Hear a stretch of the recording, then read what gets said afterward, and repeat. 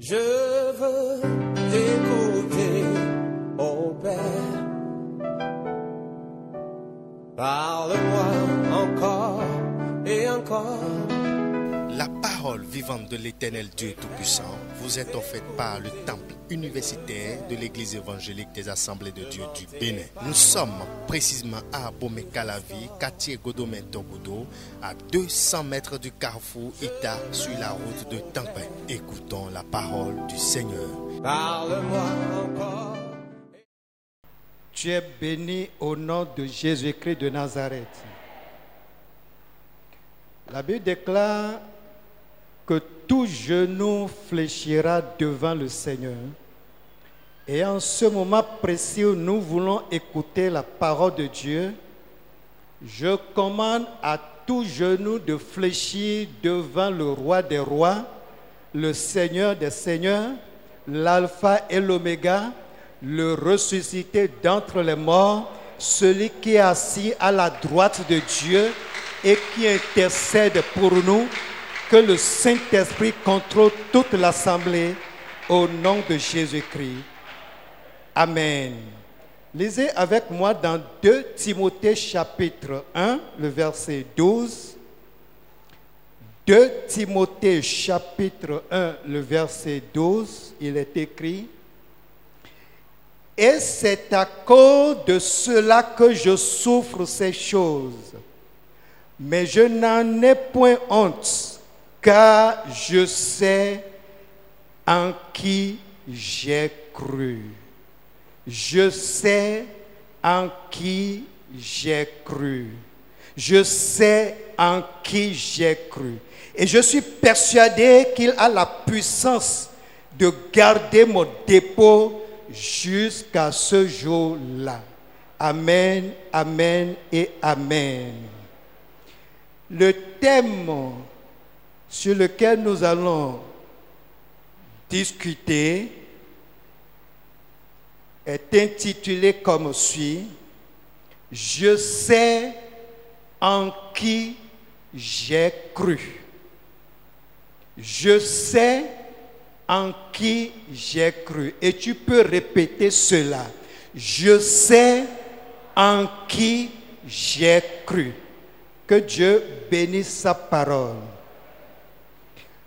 La Bible désigne l'Église par plusieurs images, par plusieurs symboles.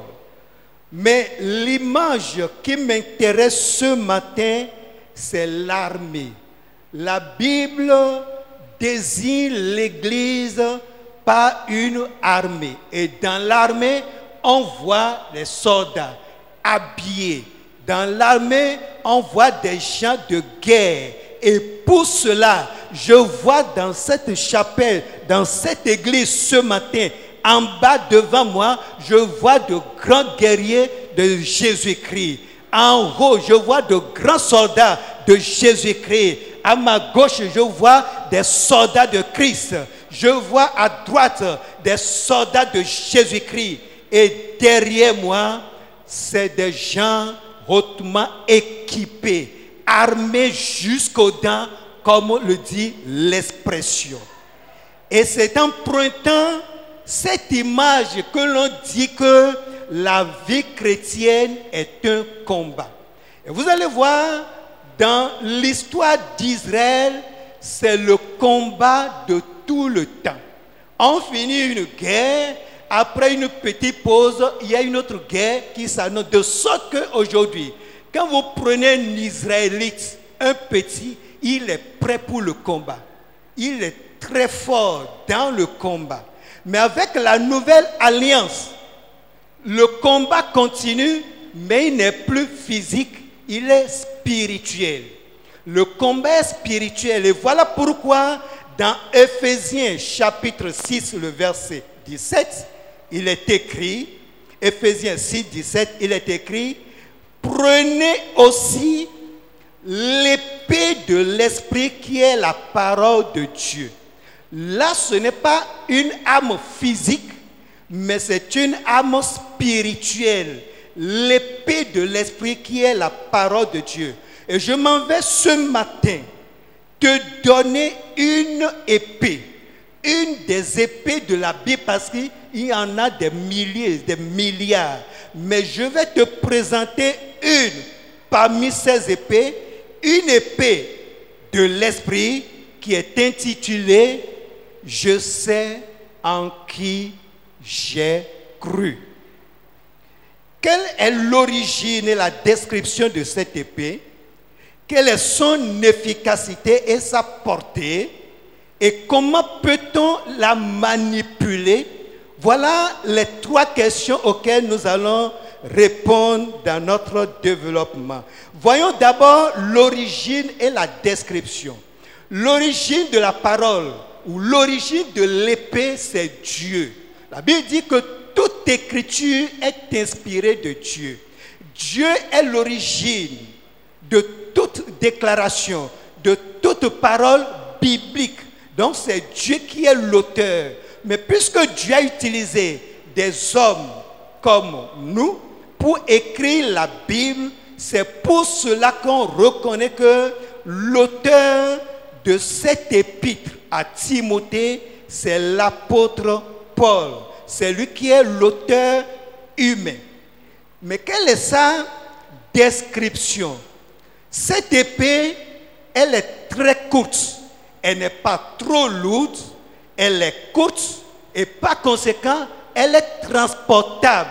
Il y a des épées qu'on peut utiliser, des armes qu'on peut mettre dans sa poche et sortir, habillé en civil. On ne saura pas que tu as une arme. Il s'agit de ces épées-là sur le plan spirituel.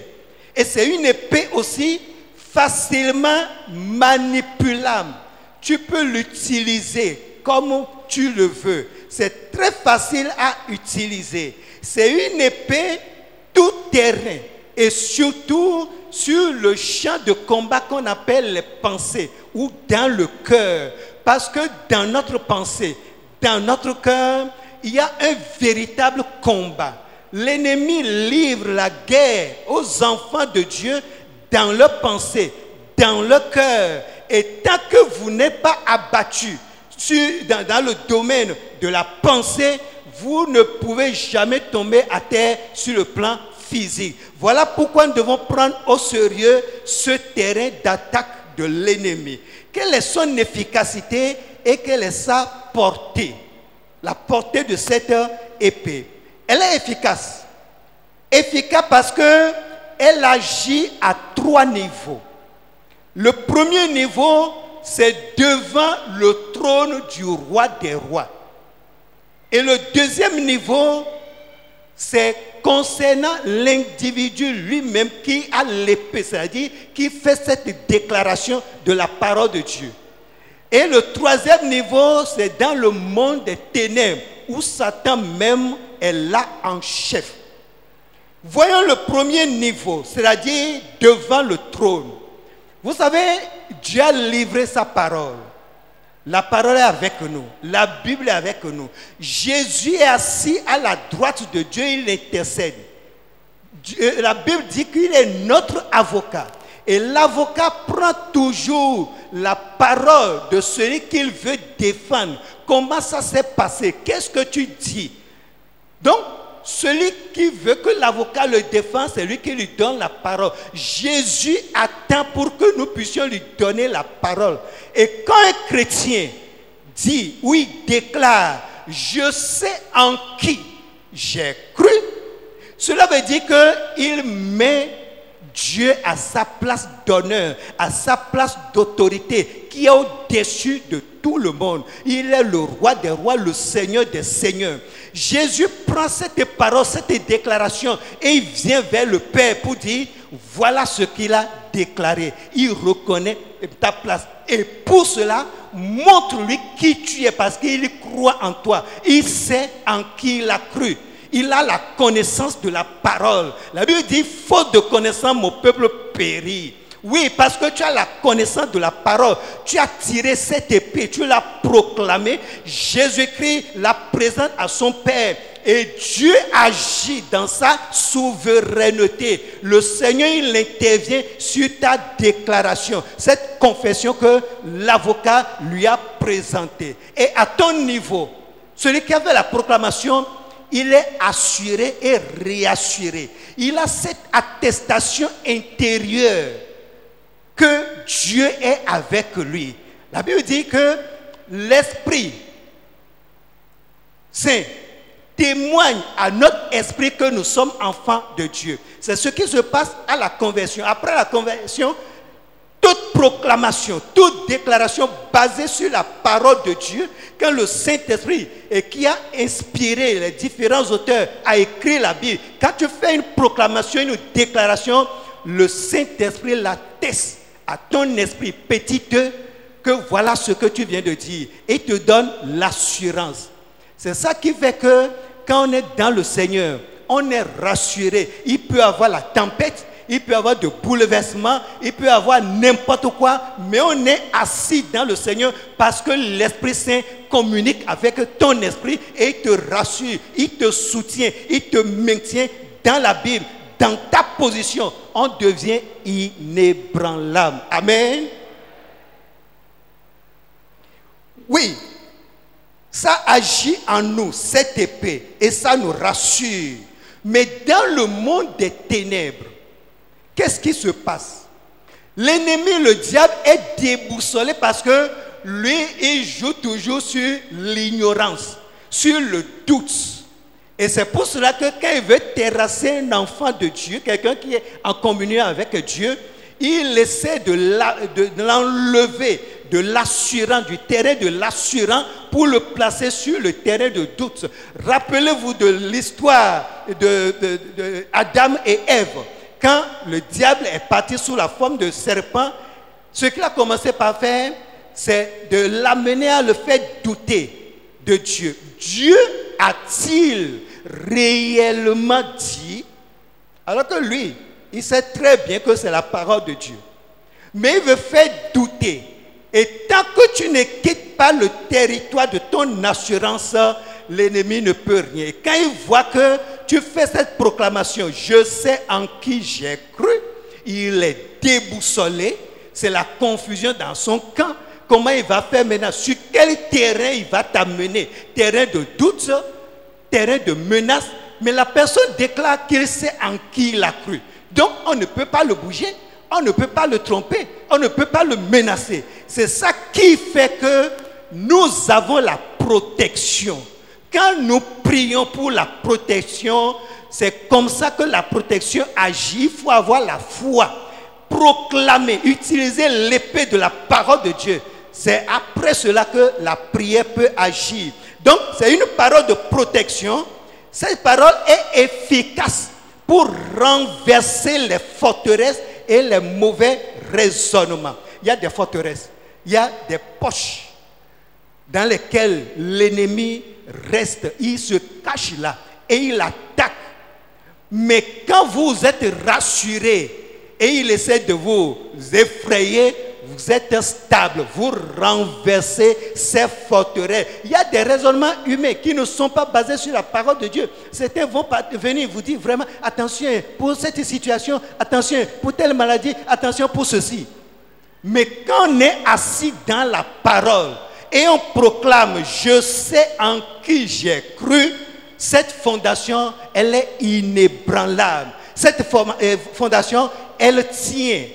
Et c'est comme ça que l'enfant de Dieu est solide. Voilà sa portée. Donc c'est une épée qui agit partout, au ciel, dans le monde des ténèbres, sur l'individu lui-même. Mais comment la manipuler? On peut avoir une arme, l'arme est là, si tu ne sais pas l'utiliser, l'arme peut être là, tu serais abattu. Comment l'utiliser? D'abord, la condition d'utilisation, c'est la nouvelle naissance. Être né de nouveau. Si tu es né de nouveau et que tu marches dans la sanctification, tu es autorisé à manipuler cette arme. Je sais en qui j'ai cru. Et lorsque Paul, en ce temps-là où on lapidait Étienne, il était là, il a vu. C'est comme si rien ne s'est passé sur lui. Mais le jour il a rencontré le Seigneur, il est en train de déclarer « Je sais en qui j'ai cru », il fait aussi référence à sa vie païenne pour dire « Mais je ne connaissais pas Dieu en ce temps-là. » Quand on lapidait Étienne, il était rassuré devant la mort, lui priait, il avait le visage rayonnant. Et je me demandais, mais qu'est-ce qui s'est passé? Qu'est-ce qui le rassure comme ça? Quand moi-même j'ai rencontré celui-là sur le chemin de Damas, j'ai compris que effectivement, s'il est en toi, on est rassuré. Et quand Paul dit, je sais en qui j'ai cru, il veut dire par là que chrétiens de toute génération, avec ce qui s'est passé pour les chrétiens de Damas, qui sont là en train de louer le Seigneur, en train d'adorer Dieu, en train d'écouter la parole de Dieu, lui seul qui avait même reçu l'autorisation officielle des courriers signés par des sacrificateurs, et il allait à Damas pour les emprisonner. Personne ne l'a rencontré, mais c'est une lumière qui l'a projetée, elle est tombée par terre. Seul connaît cela, l'apôtre Paul connaît cela, et c'est que quand les chrétiens même se réunissent dans un temple en train d'adorer le Seigneur, si quelqu'un a reçu une autorisation pour venir leur faire du mal, c'est un chemin qu'il tombe, sans que les chrétiens même ne prient pour cette personne, sans que les chrétiens même ne se gênent pour dire qui est mon ennemi, qui n'est pas mon ennemi. C'est comme ça. L'apôtre Paul connaît cela, c'est pourquoi il dit « Je sais en qui j'ai cru ». Il connaît, il le sait parce qu'il a fait des expériences avec le Seigneur. Et il proclame cette parole avec fierté. C'est ça qui lui a permis de tenir bon devant les difficultés, devant les persécutions. Et il pourra proclamer qui nous séparera de l'amour de Dieu. Il n'a pas trouvé. Mon frère, ma soeur, l'origine est très importante. Ta rencontre avec le Seigneur, la base. Si tu n'as pas une base chrétienne, si tu n'as pas une base de ta foi, tu ne peux pas trouver le roc sur lequel tu vas t'asseoir. Fais-toi en arrière pour voir quand est-ce que tu as rencontré le Seigneur. Comment tu l'as rencontré? Qu'est-ce qu'il t'a dit? Qu'est-ce que tu lui as dit? Et en marchant maintenant, quelles sont les victoires que tu as déjà rencontrées? Aligne-les, fais la liste et déclare pour dire « Je connais celui en qui j'ai cru. Je le connais. Je le connais le jour de ma conversion. Je le connais dans telle expérience. Je le connais dans telle expérience. » Tu fais cette proclamation, rien ne peut t'ébranler. On peut dire la terre a tremblé, le ciel est tombé sur la terre. Toi, tu es assis sur le roc et tu regardes seulement. Alléluia. Et nous allons faire quelques essais. Nous allons faire quelques essais en tirant notre épée pour attaquer.